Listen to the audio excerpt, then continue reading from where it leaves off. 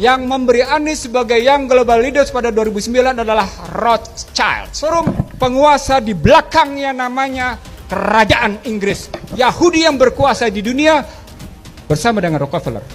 Anies mulai dipasarkan sejak 2009. Saya tidak bermaksud gibah. Kalau tidak percaya, nanti searching sendiri. Enggak, Ihsanuddin Nursi.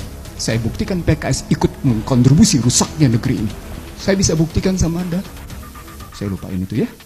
Tapi saya bisa membuktikan PKS itu begitu. Semua partainya narasumbernya Ihsanuddin Nursi. Kecuali Demokrat. Kenapa Demokrat nggak mau? Karena Demokrat pernah saya ledek. Bersihnya gimana koruptornya dia semua. Makanya mereka kelakuannya kayak gitu.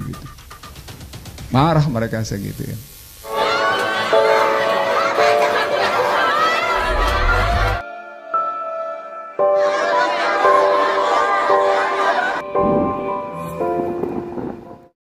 Nah ini berarti berkaitan dengan posisi bagaimana kita menghadapi 2024. Siapa yang mendapat status Young Global Leaders pada 2009? Global Leaders itu. Ya siapa? Masyarakat siapa? Siapa pemimpin masyarakatnya? Tidak. Yang memberi Anies sebagai Young Global Leaders pada 2009 adalah Rothschild. Penguasa World Economic Forum, penguasa di belakangnya namanya Kerajaan Inggris. Yahudi yang berkuasa di dunia bersama dengan Rockefeller.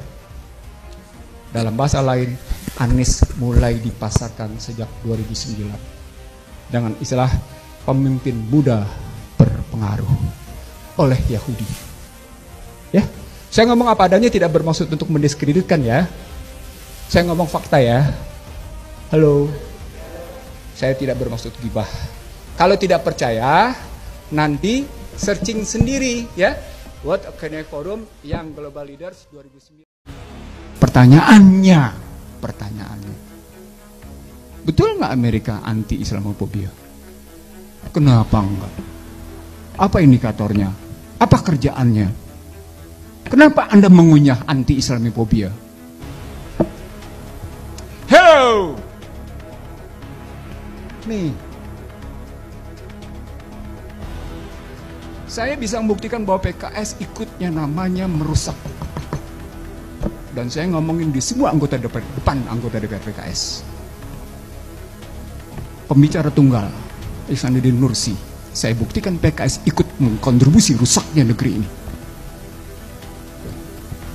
Subhanallah, astagfirullah. Saya bisa buktikan sama Anda.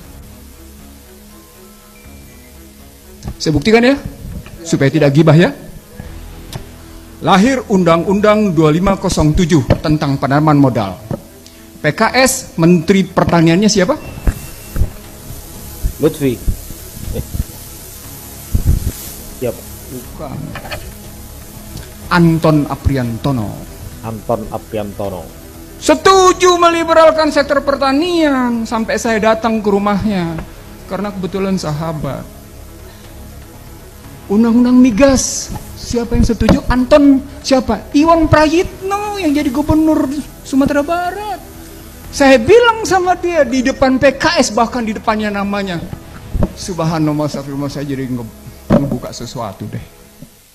No, kalau tidak paham tentang akar masalah, jangan. Anda dikasih bunga, Anda nikmatin. Anda dikasih buah, padahal bunga dan buah itu menyesatkan.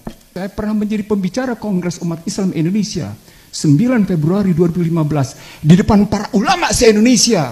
Saya bilang umat Islam di Indonesia itu kelakuannya begini karena sebagian ulamanya nggak ngerti akar masalah, ikut-ikutan bicara sesuatu yang tidak dia ngerti.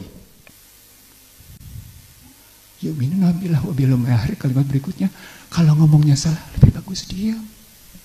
Oke, saya lupain itu ya. Tapi saya bisa membuktikan PKS itu begitu. Saya menjadi pembicara hampir semua partai. Jadi saya tidak pilih-pilih. Kenapa? Karena saya sebagai pribadi memang berpikir dakwah. Semua partainya narasumbernya Ihsanuddin Nursi. Kecuali Demokrat. Kenapa Demokrat nggak mau? Karena Demokrat pernah saya ledek. Nasionalis bersih, nasionalis bersih dan religius. nasionalisnya di mana bisa saya buktikan pimpinannya begitu? Bersihnya gimana koruptornya dia semua? Aduh, iya. Kan gitu. Religiusnya kayak apa wongnya namanya mereka kelakuannya kayak gitu. Marah mereka segitu ya. Irsanuddin Nursi. Sejak Seta itu kan tidak pernah lagi terdengar Demokrat, nasionalis, religius dan bersih, nggak pernah lagi. Takut dia. Itu kita ngambil jarak aja. Gak usah kita musuhin, biarin aja dia begitu. Tapi tetap watawasubil haq, watawasubil sober harus kita sampaikan. Sama seperti saya datang ke Anton, sama seperti saya datang ke teman-teman PKS lain. Anda jangan berkontribusi. Misalnya ketika PKS menyetujui Undang-Undang 38 2008 tentang masyarakat ekonomi ASEAN, itu sama dengan meliberalkan semua. Kok Anda setuju sih sama begitu? Gitu. Banyak hal yang misalnya kalau PKS memang kayak gitu. Kenapa PKS punya sikap Undang-Undang Dasar 45 nggak mau kayak gitu? Karena PKS belum belajar utuh bahwa di balik Undang-Undang Dasar 45 yang diamandemen terutama di pasal 33 ayat 4 nginjek Indonesia habis-habisan secara ekonomi. Luar biasa teman-teman. Apa yang disampaikan oleh pakar ekonomi Irsanuddin Nursi membongkar kebobrokan dan kebusukan dari partai pendukung Anies Baswedan sekaligus Anies Baswedan sendiri. Ya, lalu apakah benar Anies Baswedan itu didukung oleh Amerika Serikat? Kita kembali mengingat teman-teman, beberapa bulan yang lalu, Duta Besar Amerika Serikat, Sung Yong Kim, berkunjung ke DPP Partai Keadilan Sejahtera. Dan kunjungan ini menjadi sorotan yang luar biasa dari pengamat politik.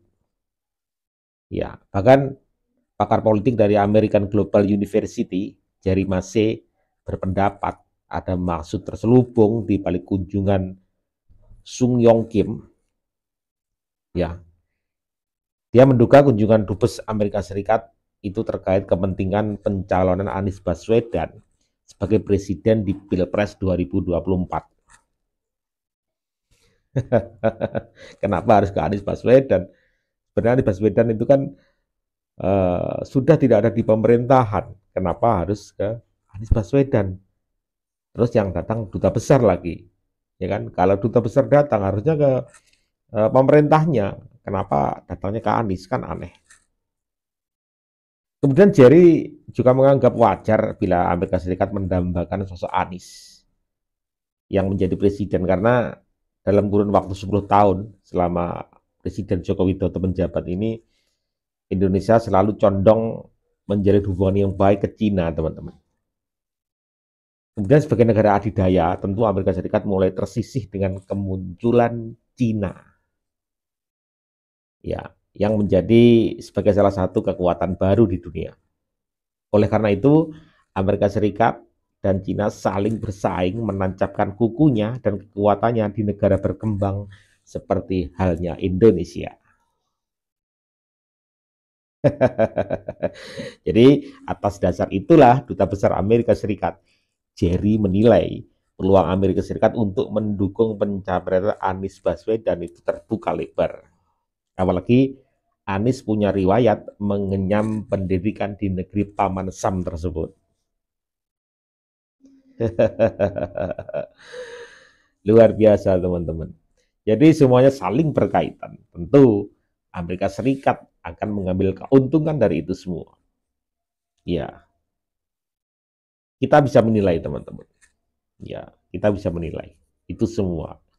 Amerika Serikat ya pasti mendatangi seseorang yang notabene di masa depan bisa menguntungkan negaranya.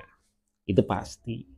Kembali lagi secara logika teman-teman, jika duta besar negara sebesar Amerika Serikat seharusnya kalau ada hubungan bisnis atau hubungan politik apapun harusnya mendatangi pemerintah yang sah. Dalam hal ini mungkin kalau hubungannya dengan gubernur ya dengan gubernurnya, dengan presidennya. Ini kenapa mendatangi Anies Baswedan yang notabene hari ini sudah tidak menjadi apapun. Kita patut berpikir cerdas. Terima kasih.